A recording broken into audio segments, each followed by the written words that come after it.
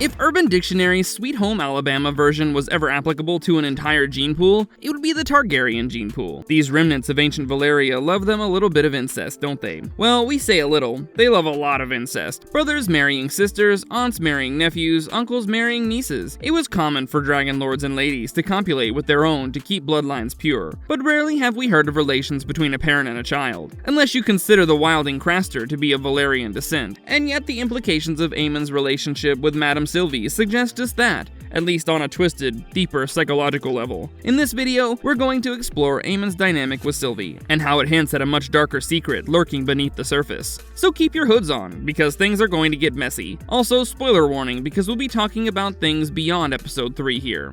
Before we go into our explanation, we have a very small request. If you like our content, please support us by subscribing to our channel. This is a small click for you, but for us it means a lot. Thank you, let's begin. Let's strengthen the family. Keep our Valyrian blood pure. She's an idiot. She's your future queen. He's always been open to keeping it in the family. Aemond and Helaena. Incest is a controversial concept that was practiced by many powerful empires in our own world. The ancient Egyptians practiced it. Tutankhamun married his half-sister, and there were several brother-sister marriages in the Ptolemaic dynasty. The Habsburg family spread its seeds so far and wide in Europe that several generations of cousins, uncles, nieces, aunts, and nephews were inadvertently married to one another. The idea of it was different across both civilizations. The Egyptians did it to preserve their purity, whereas the Habsburgs did it to keep power within their family. But the Targaryens did it for both these reasons. It's said that the Valyrians have the blood of the dragon in their veins, that they're related to the dragons they ride, and that incest is practiced to keep their magical powers within their families.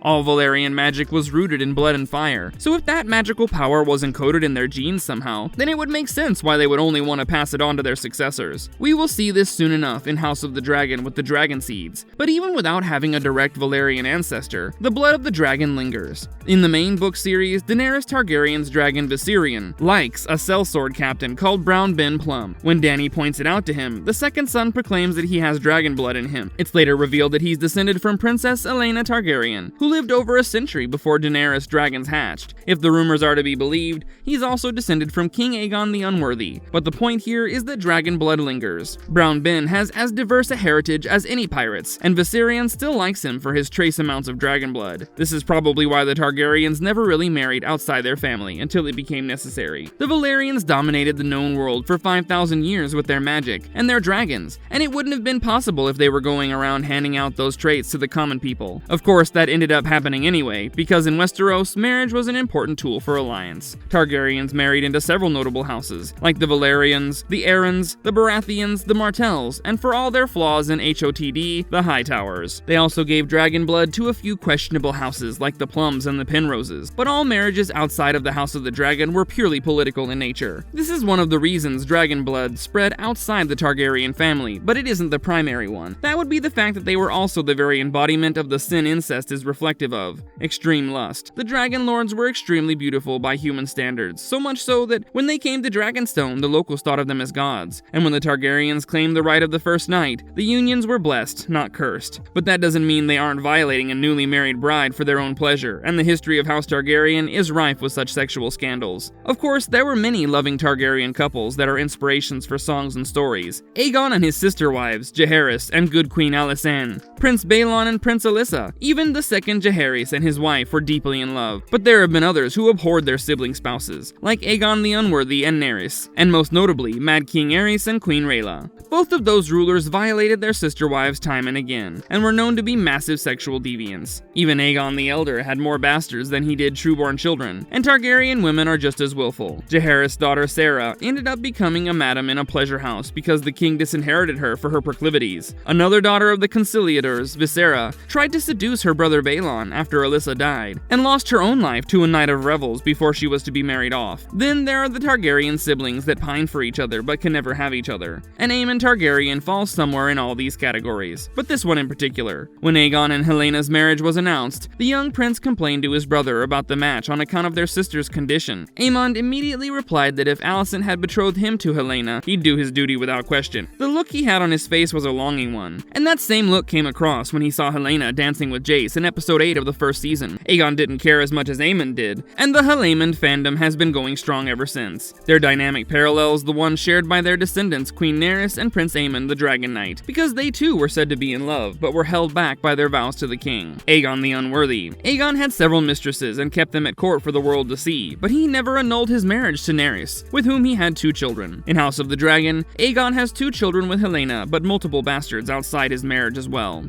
This is different from the book canon, where he also had a 3rd child called Maelor with her. But Ryan Condal is a George R.R. Martin superfan, and knowing his style, we're sure the parallels are intentional. Aemond has constantly expressed his desire to be king, and that might just extend to Aegon's wife as well. But he's a man of duty, so he never violates the sanctity of their marital vows. Instead, he finds his comfort in the arms of a whore, which gives birth to his second problematic familial dynamic, that being his hidden Oedipal complex. Why does Aemond keep going back to Sylvie? How is it related to Alicent? In the second episode of Season 2, we see Aemond Targaryen in the most vulnerable state we've ever seen him in, even more so than when he had his eye put out. We always knew that he had a dalliance with Madame Sylvie, the proprietor of an upscale brothel on the Street of Silk. In Season 1, Episode 9, when Aemond and Criston go looking for Aegon, she remarks on how the prince has grown, which means she knew him as a boy.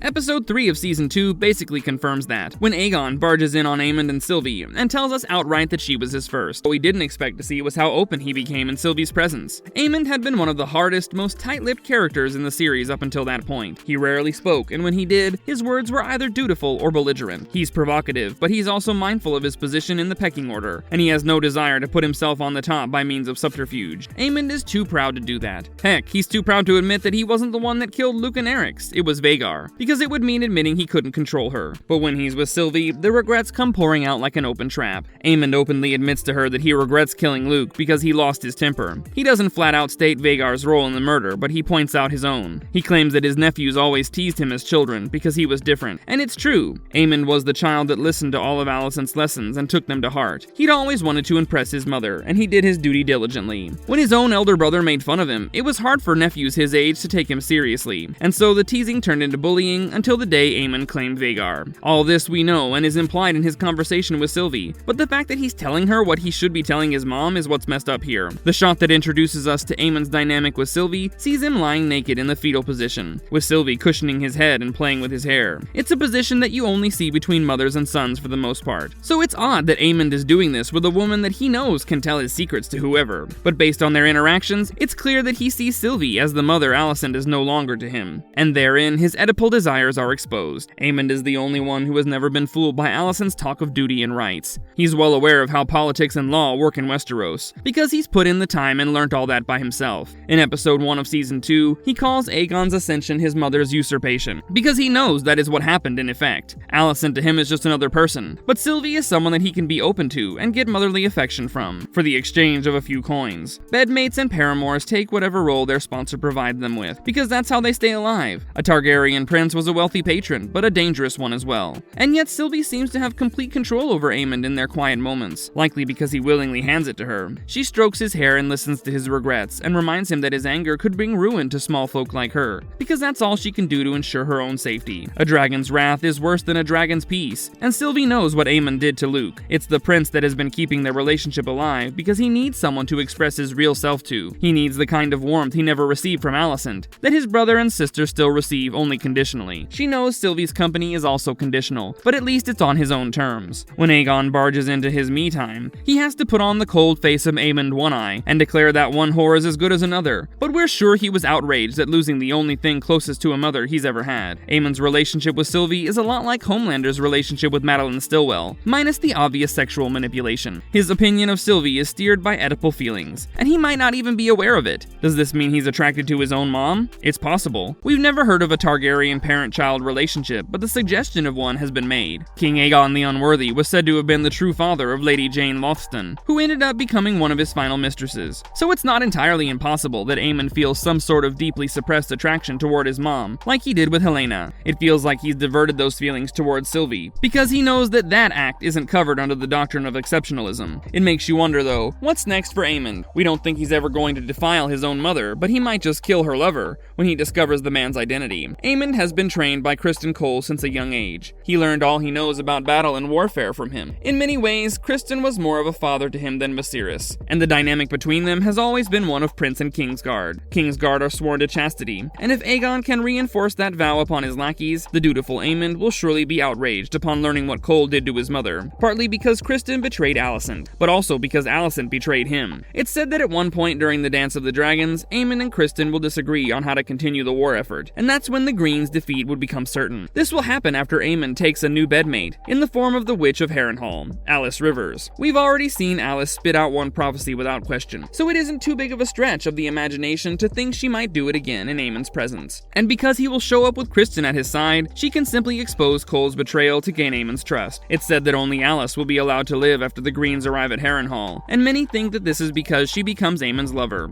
But it could also be because she points out the treasons of her household, and the ones within his own. Alice and Aemond become unnaturally close for their short association, and she even continues the fight in his name for a couple of years after the dance is over. The kid is mommy jumping at this point, and we can't say for sure if his next will be better than the last. Either way, both are better than his actual mom for Aemond, because they at least listen to him. Alicent has driven her son away at every possible opportunity for displaying actual motherhood. And while that has ripped her family apart, at least it didn't lead to the mother-child incest angle that it could have. Still, Aemond basically replaced her with Sylvie, and is now going to replace Sylvie with Alice to keep his twisted idea of parenthood alive. And considering the fact that she's portrayed as a red witch in the books, who knows? Maybe Alice will end up being related to Aemond too, just like Gaiman Palehair. I'm proud that he considers me such a foe. Marvelous verdict. Aemond's time with Sylvie is a rare glimpse into the vulnerability of a Targaryen prince, but it also shows you just how much Aegon and Aemond desire proper parental figures. Aegon has been indulged to the point that he now no longer listens, and Aemond did listen, but doesn't want to anymore because what's the point? His pseudo-mom Sylvie did, but thanks to his brother, that outlet is no longer accessible to him. The one-eyed Prince of Westeros is as lustful as any other Targaryen, but when he denies his desires, he can easily unleash fire and blood upon the Seven Kingdoms. And now that war is here, that's exactly what Aemond will do. But that's enough out of us. What do you guys think? Is Aemond secretly attracted to his mom? Let us know in the comments below, and we'll see you guys in the next one. Until then, keep your eyes protected from unwanted knife contact. And if you want tips, don't ask Aemond. And if you liked our content, don't forget to leave a like and subscribe to us if you haven't already. Have a good one and be safe. Thanks everyone!